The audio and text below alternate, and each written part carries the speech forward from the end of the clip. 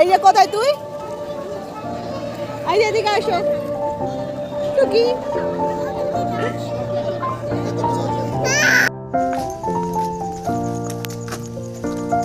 এই তাকাও মা। এই তো সবাই আমরা রেডি হয়ে বেরিয়ে গেছি। ফটো না রে, ফটো নেই, এমনি একটা হ্যালো এভরিওয়ান, আমি মালা আবার একটা নতুন ব্লগ নিয়ে হাজির হলাম। বৃহস্পতিবার দিন মেয়েকে স্কুলে ছেড়ে দিয়ে আমি আবার সোজা চলে গেছিলাম বাজারে গিয়ে ভাবছি কী মাছ নিই। তা অনেকদিন পর দেখলাম আমুদি মাছ উঠেছে। তা আমুদি মাছ নিয়ে নিলাম, ভাজা খেতে কিন্তু বেশ ভালো লাগে। আর এই যে দেখেছেন শিং মাছ নিয়েছি, কই মাছ নিইনি, কেন এত ছোটো ছোটো কই আমার ভালো লাগে না খেতে।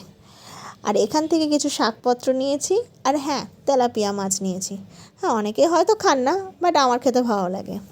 আর এই যে হাঁসের ডিম দেখছেন, যেটা কিনা আমার ফেভারিট। তা 1-2টো নয় আর 10টাও নয়, পুরো একেবারে 20টা নিয়ে নিয়েছি। আর আমার চ্যাম্প চলে এসছে এদিকে স্কুল থেকে। দেখুন কি মিষ্টি সোনা একটা আমার। দুপুরবেলা স্নান করে উঠোর মনে পড়েছে ও স্কুল আজকে টিফিন খায়নি। তা এখন টিফিন খুঁজতে বসেছে, আর ততক্ষণে অলরেডি আমি আবার টিফিন বক্সটা সব ধুয়ে তুলে দিয়েছি। তো ওরা এখন আবদার হচ্ছে সে টিফিন খেয়ে তাও ভাত খাবে।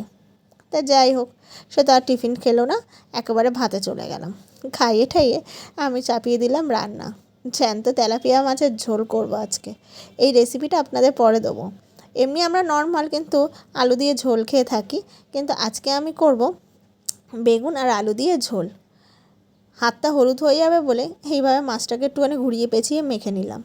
এখানে পেঁয়াজ, ধনেপাতা, কাঁচা লঙ্কা, বেগুন, আলু, টমেটো সব কিছু ঘষে মেজে কেটে, মানে টমেটোটা ঘষে বাদবাকিগুলো কেটে এই সব করে বসিয়ে দিলাম মাছের ঝোল।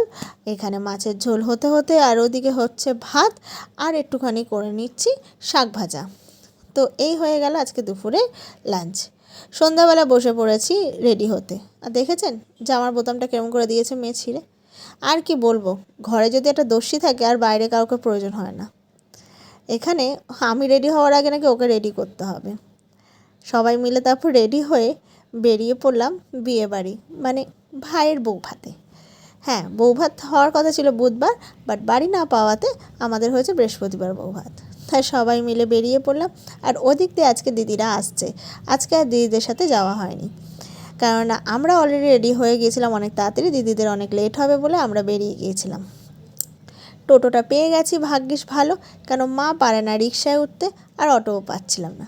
এই যে হাসিটা দেখছেন, এটা কিন্তু রাক্ষসীর হাসি নয়, এটা বোনের হাসি। কেননা ভিডিও করছি বলে মুখটা গম্ভীর ছিল, তো যেই বলেছে অমনি খিলখিল করে হাসতে শুরু করে দিয়েছে। তারপরে বিয়ে বাড়িতে গিয়ে যা হয়, সবাই যখন এক জায়গায় গিয়ে মাথা নিলাম, সব গল্প শুরু হয়ে গেল। সে স্টার্টার খাবো কি, আর ঘুরবো কি বিয়ে বাড়িতে, আর ফটোই বা কী তুলবো, সব তখন গল্পে মজে গেছি। কেন জানেন তো, সবাই তো আলাদা আলাদা ফ্যামিলি, কিন্তু যখন একটা কোনো অনুষ্ঠান হয় পারিবারিক, তখন সবাই যখন এক জায়গায় হই, সে না গল্প যেন আমাদের আর শেষ হয় না। আর ওখানে দেখুন ভাই আর ভাইয়ের বউ কী না মাঞ্জা দিয়েছে আজকে। আর আমার চ্যাম্প, হ্যাঁ, আইসক্রিমের ওপর আইসক্রিম খেয়ে যাচ্ছিলো আজকে। ও যে কটা ফ্লেভার খেয়েছে তা ঠিক নেই। আর এখানে আমাদের আগে সব বসে গেছে খেতে, আর ভিডিও করছি বলে লজ্জাও পাচ্ছে খেতে। আমি বললাম একটু খাও, না হলে তো বুঝবে না যে তোমরা কী কী খাচ্ছ। আর আমিও চলে গেলাম তারপরে খেতে, কেন বোন বললো এরপর না খেলে হয়তো তোকে প্লেট পরিষ্কার করে বাড়ি যেতে হবে। আর টুকি হচ্ছে এখানে, একটু টুকি খেলে নিলাম মেয়ের সাথে। এই যে প্লেট ধরে চলে গেলাম কী কী আইটেম আছে সেখানে। তা প্রথমেই শুরু করে নিলাম কচুরির থেকে। আর ওখানে দিদি বলছে ওর আর ভালো লাগছে না, এবারও বাড়ি যাবে। বললাম দাঁড়া, আমাকে তো অ্যাটলিস্ট খেতে দে। ওর খাওয়া হয়ে গেছে বলে আমাকেও বাড়ি চলে যেতে হবে। তারপরে আমি, বোন, এখানে মেয়ে, সবাই মিলে নিয়ে নিলাম খাবার। মা অলরেডি খায় না, কেননা মা কোথাও গিয়ে কিছুই খায় না, আজ পর্যন্ত খায়নি, কেননা তার ভালো লাগে না, সে বাড়িতে এসেই ভাত কিংবা রুটি খায়। আর লাস্টে গিয়ে বিয়ে বাড়িতে শেষ হলো এই ফায়ারটা দিয়ে। এটা দেখার জন্য আমি অনেকক্ষণ ওয়েট করছিলাম। ভাই বলেছিল কিন্তু তাও যা হয়ে থাকে, ওরা বলেছিল সবার শেষে এটা হবে।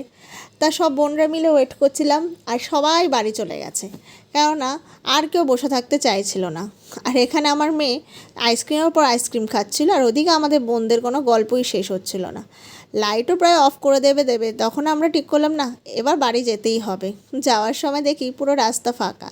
তো আমি, বোন আর মেয়ে 3জনে এইভাবে বাড়ি আসলাম। তো আমাদের বৃহস্পতিবারটা এইভাবেই কাটলো।